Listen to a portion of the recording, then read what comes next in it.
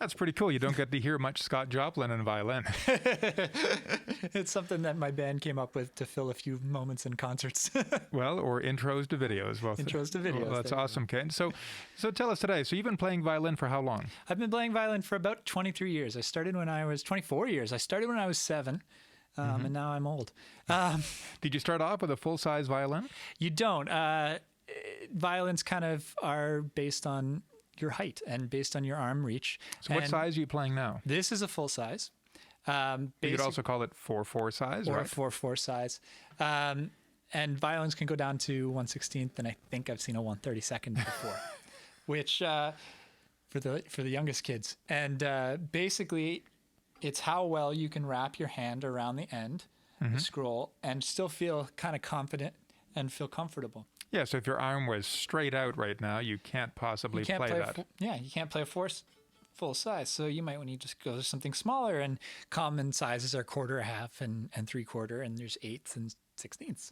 So basically, so your first violin, typically, if you're, let's say, 7, 8, 9 years old, it might be a 1/4 size, maybe a 1/2 size, and then every couple of years you Absolutely, and you'll find, that you're not going to find the world's most expensive $1 million 1/4 size violin, because it doesn't exist. It's for kids as they learn, as they grow up, and most people at that age, and once they become adults or late teens, have grown into a full size, and that's what you'll see in any symphony orchestra. Awesome. So do you remember the first song that you learned on violin? The first song, I started with the Suzuki method with Academia Musica here in Peterborough.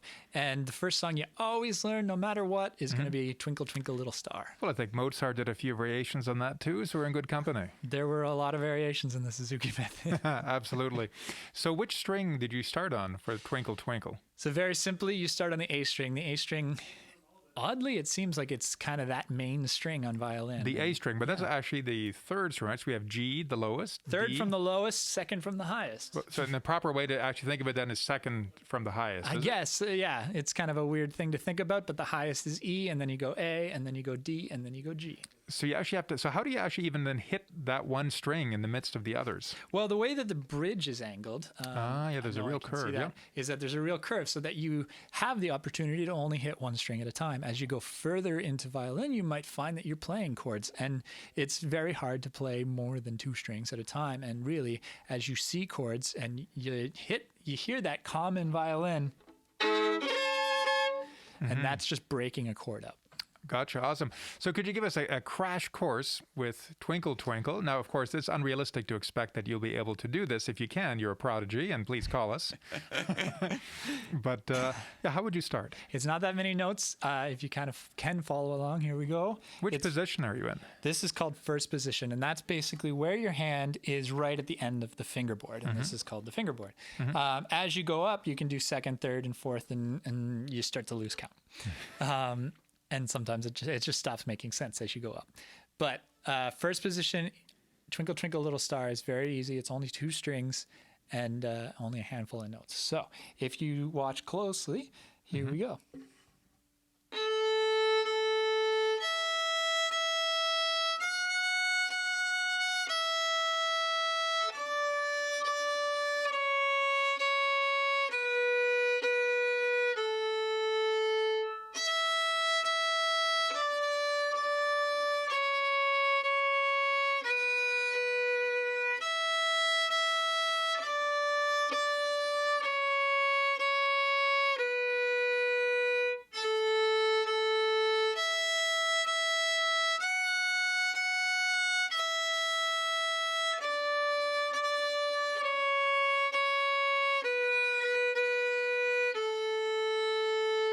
Very cool. So one quick question. Notice a couple of notes to kind of make them sound really interesting. You were kind of shaking your hand a bit. What's that called? That's called vibrato. It's, I would say don't start right there.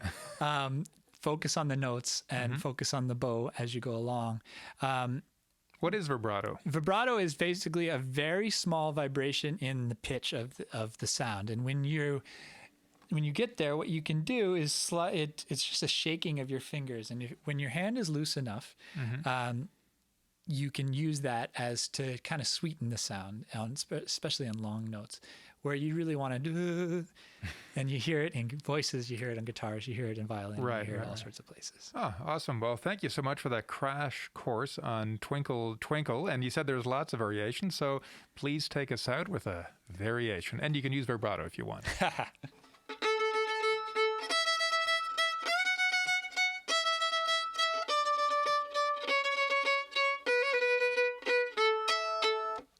Awesome. Thank you. No problem.